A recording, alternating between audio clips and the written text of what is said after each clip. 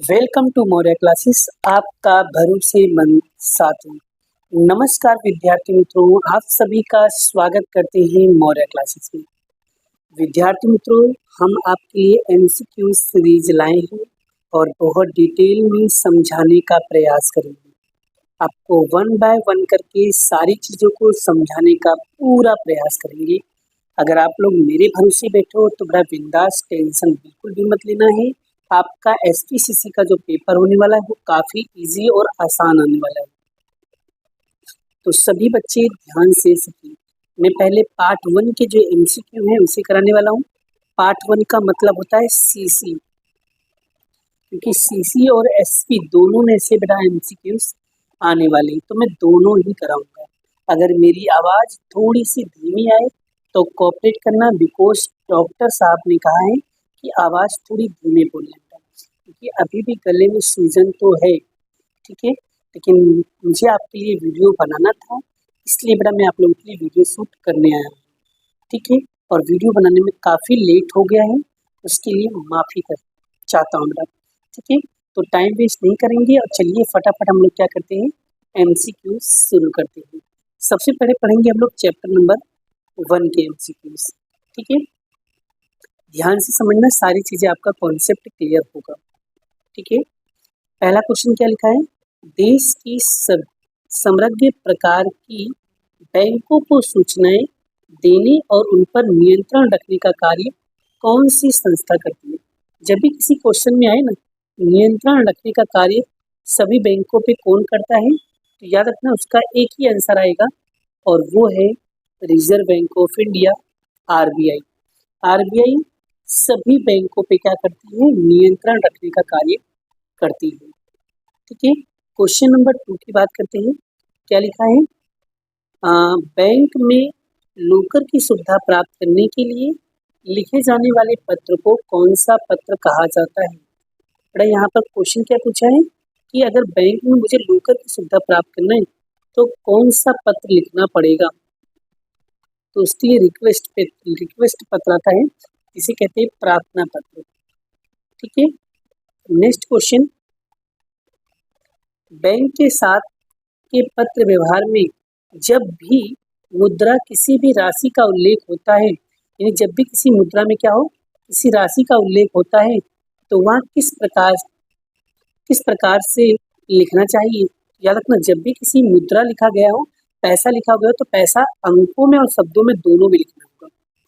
हम जब भी इस बैंक के साथ पत्र व्यवहार करते हैं तो मुद्रा किसी भी राशि का उल्लेख होता हो तो उसमें अंकों और शब्दों दोनों में लिखा जाता है बेटा पैसा।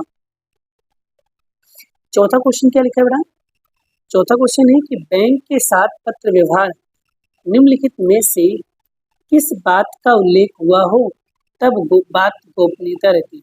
मतलब ऐसी कौन सी बात का उल्लेख हुआ हो जिसमें बात क्या होती है, हमेशा गोपनीयता बन लेती है।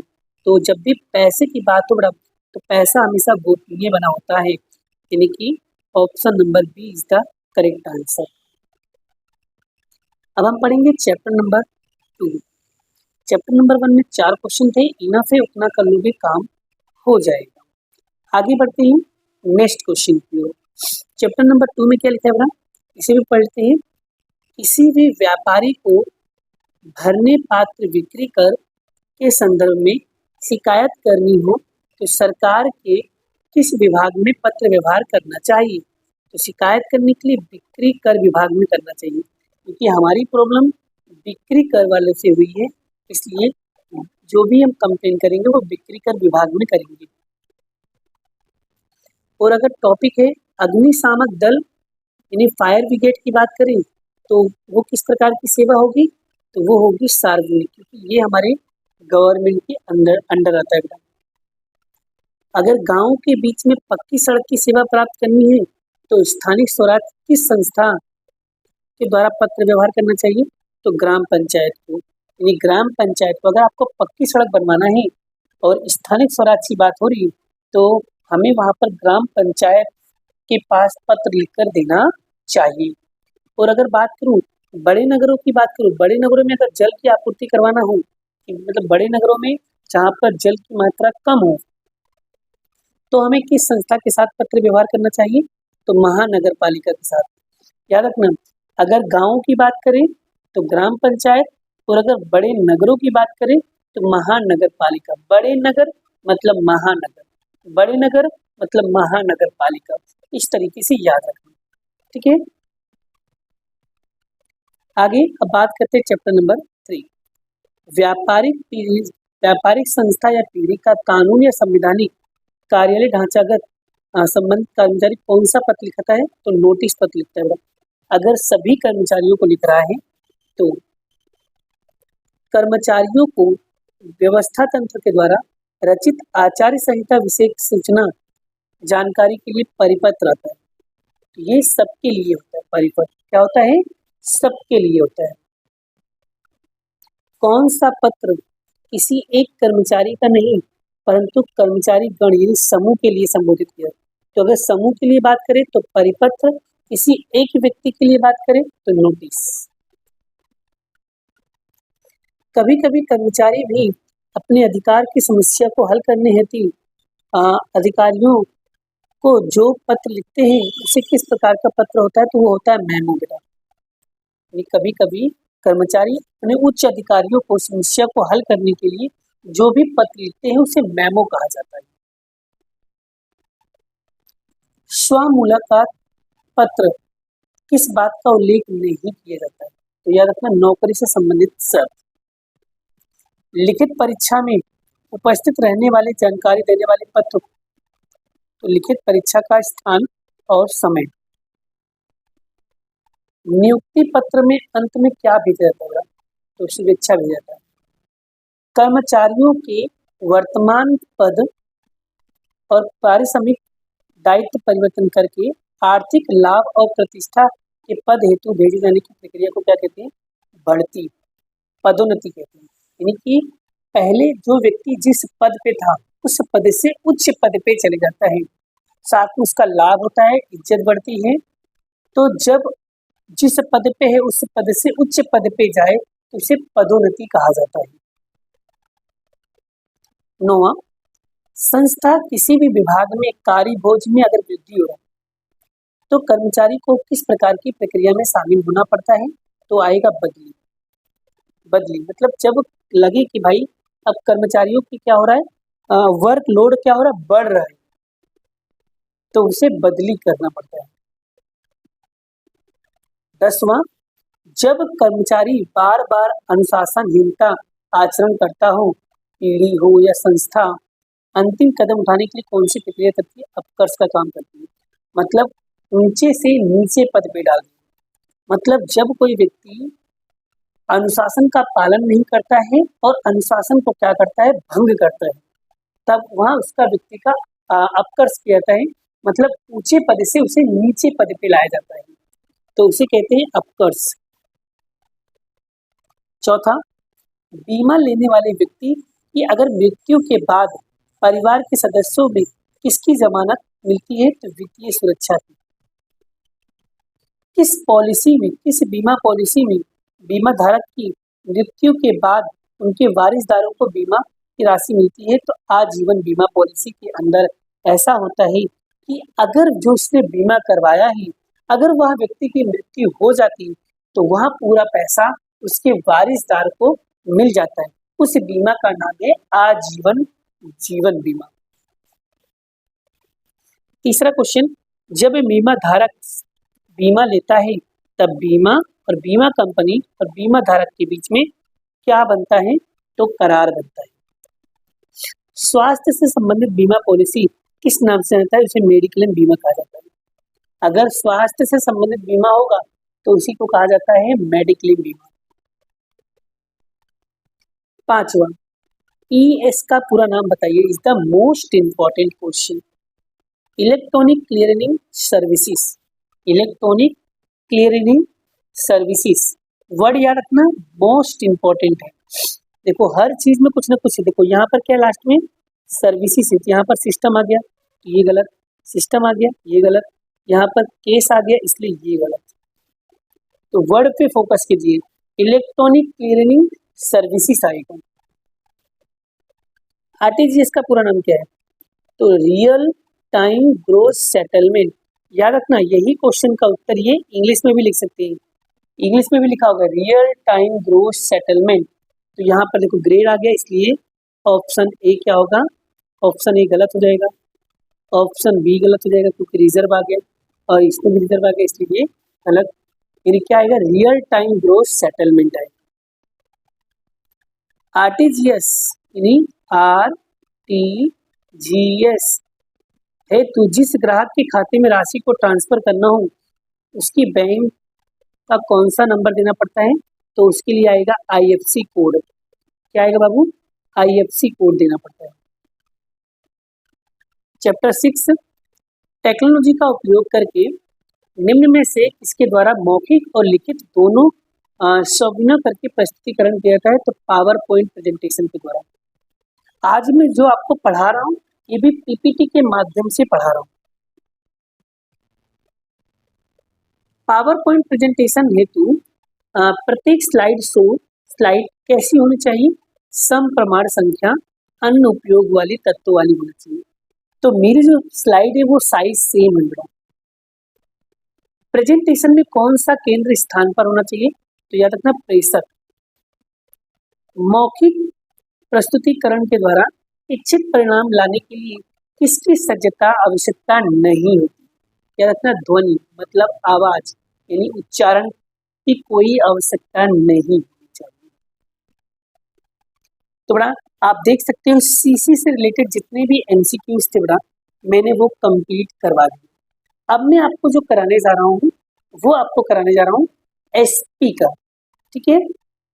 हाँ एसपी का बड़ा मैं आपको, चलिए बच्चों अब हम करेंगे एसपीसीसी यानी पार्ट 2 जिसका नाम है एसपी, ठीक है।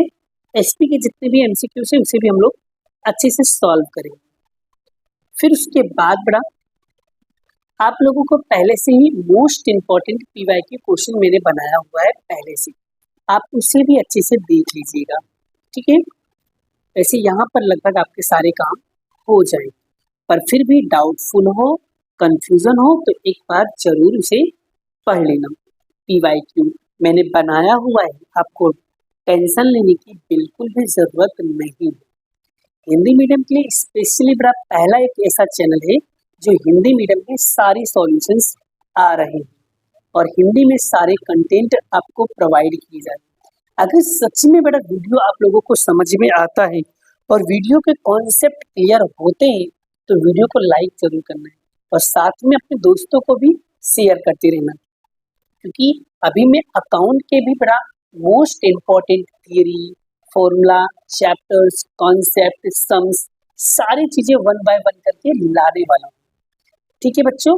तो सभी लोग बस सब्सक्राइब करके रखना, अच्छे से बेटा पढ़ते रहना और आप लोग भी लाइक शेयर सब्सक्राइब करते रहा करो, उससे मोटिवेशन मिलता है बेटा और वो मोटिवेशन के कारण मैं वीडियो आप लोगों के लिए अच्छे अच्छे कंटेंट प्रोवाइड कर पा रहा हूँ, क्योंकि अगर आप नहीं होते तो मैं कुछ नहीं कर पाता, क्योंकि आपके बिना तो कुछ भी पॉसिबल नहीं, क्योंकि आप सभी कौन हो, चैंपियन हो और ये चैंपियन कभी किसी से हार नहीं मानती और सभी को सारे क्वेश्चंस आते हैं, इस बात की गारंटी हम देते हैं। और मैंने इस बार देखना हिंदी मीडियम के लगातार जोरदार रिजल्ट आएगा और चैंपियन कभी किसी से हारते नहीं है, ठीक है। याद रखना तुम चैंपियन हो, चैंपियन जीत के आता है हमेशा, रिजल्ट को फोड़ के आना है और इस बार ताबड़तोड़ रिजल्ट लेकर आना है, ठीक है। कल का पेपर आपका बहुत शानदार होगा, बहुत इजी होगा, टेंशन बिल्कुल मत लो, मैं बैठा हूँ ना, सब चीजें कराऊंगा, जितना मुझसे पॉसिबल होगा मैं सब वीडियो बनाऊंगा, बस हैप्पी, बस पढ़ते रहना मन लगा के बेटा। पहला चैप्टर बड़ा, पहला चैप्टर पढ़ाने जा रहा हूँ। पहला चैप्टर देखो क्या लिखा है, भारत में अंश और अन्य प्रतिव्यक्ति सार्वजनिक निर्गमन करने के लिए कंपनी कौन से कानून को अमल में करना जरूरी है, तो याद रखना यहाँ पर सारे आएगा 1956 कानून, 2013 कानून, 1912, 1992, इन्हें इसमें से सभी इसका उत्तर आएगा। कौन से दस्तावेज के द्वारा सार्वजनिक निर्गमन का नियंत्रण किया जाता है, तो विज्ञापन पत्र के द्वारा।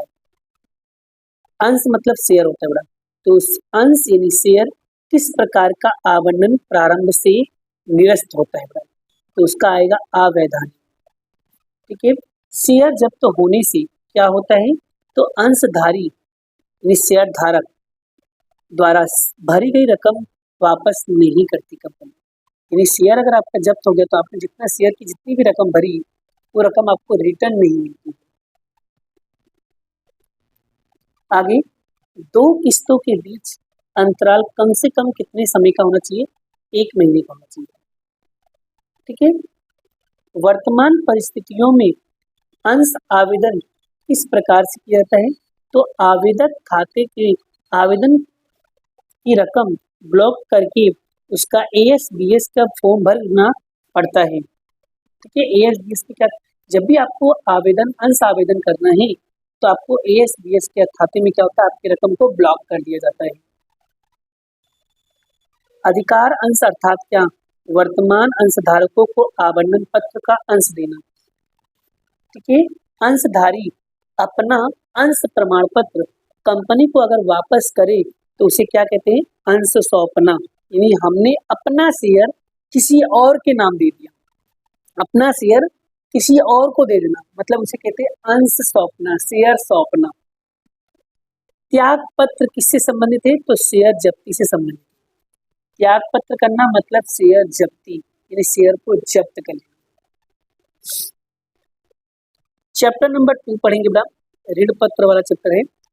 अंशधारी के लिए अंश क्या होते हैं, चल संपत्ति होती है या चलित संपत्ति होती है या चल संपत्ति होती है। चल भी लिखा हुआ है तो भी चलेगा या चलित संपत्ति लिखे तो भी, क्योंकि ये वाला क्वेश्चन पूछा ही जाता है। अंश बाजार अर्थात क्या, देश के विकास का थर्मामीटर माना गया। अंश परिवर्तन में यदि आपत्ति का आवेदन हो तो कंपनी द्वारा परिवर्तन स्वीकार नहीं किया जाता है, गलती से भी स्वीकार नहीं किया जाता है। अनिवार्य स्थानांतरण की प्रक्रिया पूरी नहीं हुई हो तो डिविडेंड बाद में मिलता है, क्योंकि जब तक आपका स्थानांतरण की प्रक्रिया पूरी नहीं होगी तब तक डिविडेंड नहीं मिलेगा। जब पूरी हो जाएगी तब आपको डिविडेंड मिलेगा। अनिवार्य स्थानांतरण में स्टैंप ड्यूटी भरने की कोई जरूरत नहीं पड़ती। क्या पूछिए, जब अनिवार्य स्थानांतरण में बोले, अनिवार्य स्थानांतरण में कभी भी स्टैंप ड्यूटी भरने की कोई आवश्यकता नहीं होती है। छठा, अंशधारी को अदालत में दिवालिया घोषित करे तो अनिवार्य स्थानांतरण करना पड़ता है। कंपनी अंशधारी को डीमैट खाते में क्या करना पड़ता है, परिवर्तन नहीं कर सकता। एक बार कंपनी अंशधारी डीमैट खाता खोल गया तो कभी भी कोई भी परिवर्तन नहीं कर सकती है। अंशधारी ने वसीयतनामा ना किया हो, वारसदार ना हो और अगर उसकी मृत्यु हो जाती तो अदालत प्रबंधन को नियुक्ति करती। मतलब जैसे अंशधारी ने क्या किया हो, वसीयतनामा नहीं किया हो, वो वारसदार भी नहीं बनाया हो और अगर मान लो बेचारे की मृत्यु हो जाती तो वो जितना भी प्रॉपर्टीज होगा वो अदालत प्रबंधक संभालता है। अंशधारी दिवालिया घोषित हो तब अनिवार्य स्थानांतरण होता है। ऐच्छिक स्थानांतरण में क्या होता है बेटा, प्रतिफल प्राप्त होता है। अनिवार्य स्थानांतरण में सहमति से आवश्यकता नहीं होती, सहमति की आवश्यकता नहीं होती। चैप्टर नंबर 3 बेटा, ऋण पत्र अर्थात क्या, उधार पूंजी। ऋण पत्र का मतलब क्या होता है, उधार पूंजी। ऋण पत्र मतलब होता है उधार लिया हुआ पैसा, यानी हमने ऋण पत्र लिया। ऋण पत्र मतलब किसी से हमने उधार पैसा लिया है। कंपनी दिवालिया हो और ऋण पत्र को वित्त प्राप्त करने का हक प्राप्त होता है क्या, अग्रिम, यानी अग्रिम प्राप्त होता है। मतलब अगर कोई कंपनी दिवालिया हो गया तो ऋण पत्र धारक को सबसे पहले पैसा मिलता है। कंपनी धारकों को कौन सा मूलभूत अधिकार होता है, तो निश्चित अवधि पर रकम वापस करना और निश्चित दर पर ब्याज प्राप्त करने का अधिकार होता है। कंपनी और ऋण पत्र धारक के बीच में करार क्या कहते हैं, ऋण पत्र ट्रस्ट डीड। ऋण पत्र ट्रस्ट डीड याद रखना, मोस्ट इंपोर्टेंट है। कंपनी और ऋण पत्र धारी के बीच में क्या होता है, करार होता है और इस करार को कहते हैं ऋण पत्र ट्रस्ट डीड कहते हैं। ऋण पत्र ट्रस्टी की नियुक्ति कौन करता है, तो ऋण पत्र धारक की सभा करती है। ऋण पत्र धारकों के विशाल समुदाय का प्रतिनिधित्व कौन करता है? ऋण पत्र ट्रस्टी करता है। ऋण पत्र धारक कंपनी के कौन है? लेनदार कहलाती है। ऋण पत्र धारक अपने हितों की रक्षा के लिए किसकी नियुक्ति करता है? तो ऋण पत्र ट्रस्टी की नियुक्ति करता है। चैप्टर 4, कंपनी के आवेदन पत्र कौन सी कलम के साथ हस्ताक्षर करने की सदस्य के रूप में मान लिया जाता है? तो स्थापना कलम। पीढ़ी के साझेदार व्यक्तिगत या संयुक्त रूप से कंपनी के सदस्य पद कौन होते प्राप्त कर सकते हैं? संयुक्त सदस्य पद प्राप्त कर सकते हैं। स्वीट इक्विटी शेयर अंशधारक को सदस्य पद मिलता है। संयुक्त अंशधारक में से कंपनी किसके नाम से पत्र व्यवहार करती है? तो प्रथम व्यक्ति के नाम से। 5वां, कंपनी आम जनता को अंश निर्गमन करने के लिए सार्वजनिक आमंत्रण देने के लिए क्या कहती है? तो विज्ञापन पर प्रकाशित करती है। कंपनी में सेवा प्रदान करने वाले विशेषज्ञ व्यक्तियों को प्रतिफल में दिए गए अंश कितना मिलता है? तो सदस्य पद मिलता है। 5वां, संचालक अधिक से अधिक कितने कंपनियों का संचालक कर सकता है? तो 20। सार्वजनिक कंपनी में कम से कम कितने संचालक होने चाहिए? तो 3। निजी कंपनी में कम से कम कितने संचालक होने चाहिए? तो 2। एक व्यक्ति अधिक से अधिक कितनी सार्वजनिक कंपनियों का संचालक बन सकता है? 10। एक व्यक्ति अधिक से अधिक कितनी सार्वजनिक कंपनियों का संचालक बन सकता है? तो 20।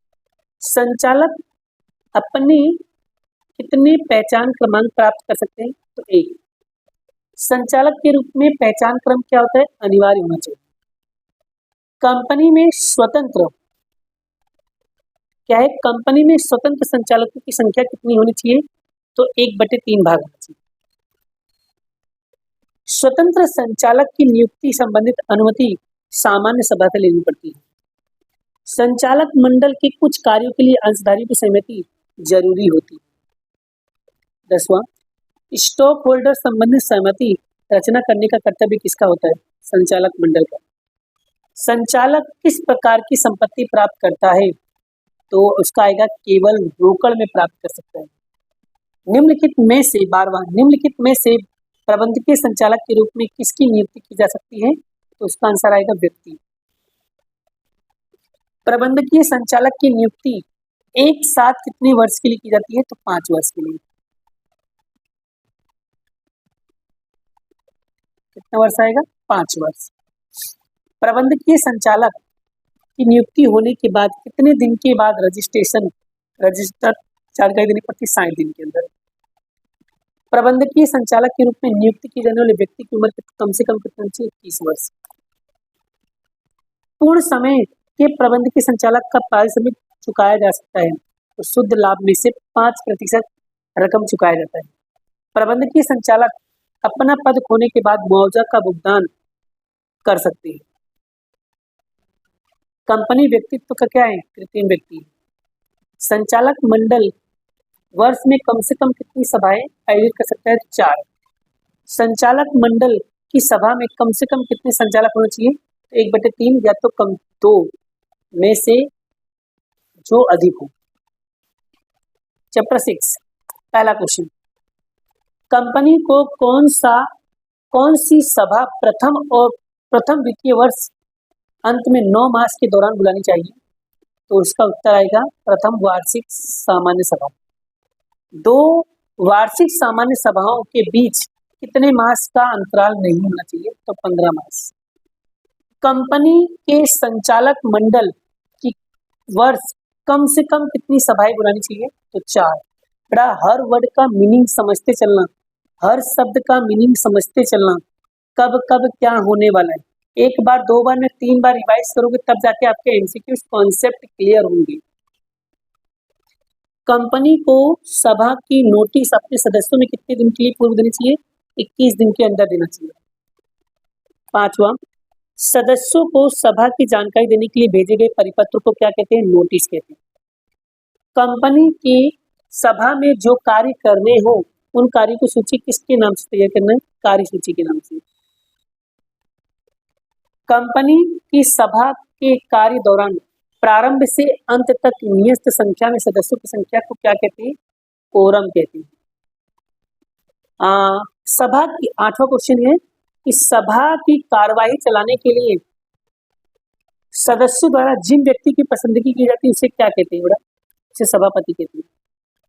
कंपनी सभा में मतदान दौरान समान मत पड़े कौन मत दे सकता है? सभापति।